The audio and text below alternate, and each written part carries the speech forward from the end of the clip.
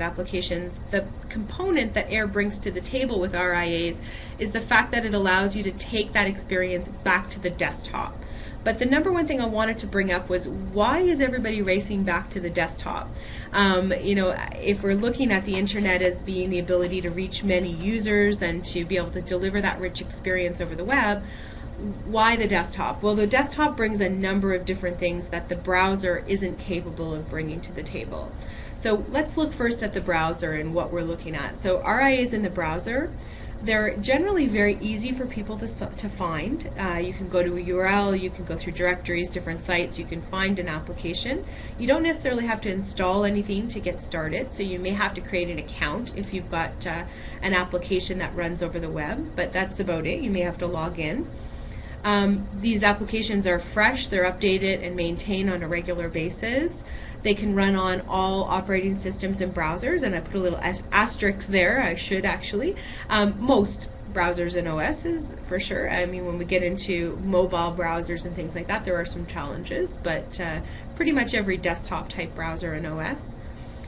But they do have some challenges in that they provide very limited desktop integration. So you have the whole process of upload, download, and if you want to access something on your system, you can't really do that through a browser that well. There's also no branding in that it runs in a browser window, so there's a blue frame around it, and there's always going to be a blue frame around it. So it's very limited in terms of what you as an organization can provide for an experience for your users. And there's also very limited or practically no local storage, which can be a challenge.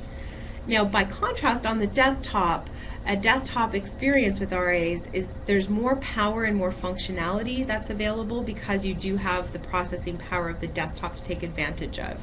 So some of the limitations around bandwidth that you may have online, those challenges are not as severe as they are on the desktop. You can install from a browser and run it like a traditional desktop application. So the experience is very similar to what users are accustomed to. It's very easy to do the same seamless updates you could with a web application because you push it out when there's a connection available. You can also run in the background and provide notifications. So in a browser, if you wanted to notify a user, you need to send an email. That's pretty much the only way you can guarantee that there's going to be some delivery of information to a user. On the desktop, you can use pop-ups and toasts and other notifications to be able to provide information about the experience. And it can also run as a desktop application with full control over branding, so you can make it look and feel just like the experience you want to create. And there's full access to local files and storage. So what does that mean if we're talking about that desktop experience? It means that as a designer of these experiences, that you can really think outside the box in many ways when you're designing your client interactions. So when we say think outside the box, it means that you can feel free to break free from that square boxy format of the web browser. Think about the application that you're looking to create and what form or format makes the most sense for your users. It also means that you can avoid the security limitations of the browser. So if we're talking a traditional web application, you're limited by the security of the browser. So there's kind of a police person that sits there and says, yes, this is allowed, no, that's not. Oh, I don't know about that, you have to ask the user. So with an AIR application, you have the ability to have more direct access. Also, for notifications, as we were mentioning, it's a more controlled and reliable way to push out information. So we're going to take a look now at some of the applications that have been built with AIR. And we're going to start with the business to consumer application area. So if we look at some of the early applications of AIR for the business to consumer space, many of these have focused on pushing content out to consumers. So things like audio, video, product availability, and other information, as well as in facilitating communication and collaboration. So things like chat, community sites, a lot of things like that. So we're going to take a look at a few examples. We're first going to actually jump though to screen sharing mode. And I'm going to show you a couple of screenshots and then we'll jump into screen sharing mode. So the first one I wanted to just present was the Nickelodeon puzzle game. And this actually was one of the first applications that was demoed by Adobe with AIR, and it's a partnership that Nickelodeon and Adobe have created. And it's really actually a very neat concept, is they've created this AIR application that's shaped like a frame with an empty puzzle in it.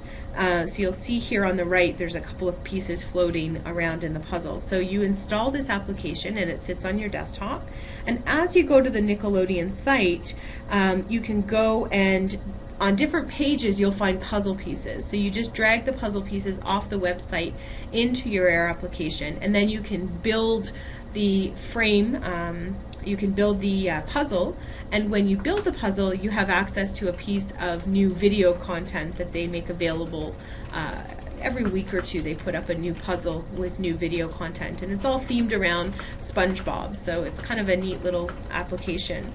And it's great because it makes their site more sticky, so people are going to go there on a regular basis to capture their puzzle pieces and see what it is that they can get. They also get a reward at the end of it, which is kind of neat as well. This is the application I'm going to just pop into screen sharing mode and show live. This is eBay Desktop. And if you haven't had the opportunity to download this application and you do enjoy using eBay, I would highly recommend that you go and get it. I'm going to give you the link at the end of the session so that you're able to download this application. So this is an AIR version of a desktop application that was created for eBay.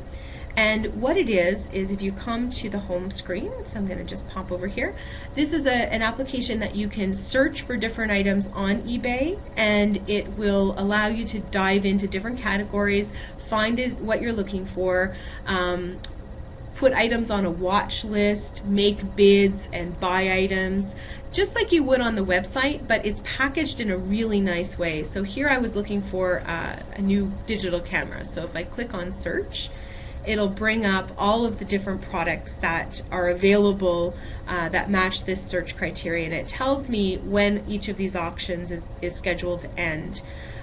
So I can also get into the more detailed information and say I'd like to filter this down by different criteria. I can choose an item and look at more information about that item, and I can even add it to my watch list. So I can say, okay, that's an interesting product. I'd be interested to see what happens in that auction. I can make a bid. I can actually indicate that I would like to be notified if I'm outbid. So it's a really nice interactive tool that sits on the desktop and is available for users whenever they have an internet connection. They get live data. If they don't have an internet connection, it'll tell you what last happened, and you can see what's going on there. So it's great if we're talking about running notifications in the background, because if I minimize this application, it continues to run, and it'll say, oh, by the way, you know, this auction's scheduled to end in 10 minutes. It's like, oh yes, maybe I want to put in a last minute bid for that. So this is a great way to see an experience that you may be familiar with today on eBay and how that extends to the desktop. And when we look at I'm just going to jump back into the slide presentation. When we look at how that extends to the desktop, just take a second to reload that. It extends to the desktop. You'll see in a second an icon on the left-hand side. Let me jump back into full screen mode here. You'll see an icon on the left-hand side called eBay Desktop. So that's what the user has that sits on their desktop, and when they click it, it launches that full application we just saw. So that's an example of an experience that you know, many of you may be familiar with eBay, that you can take a look at how it changes with AIR.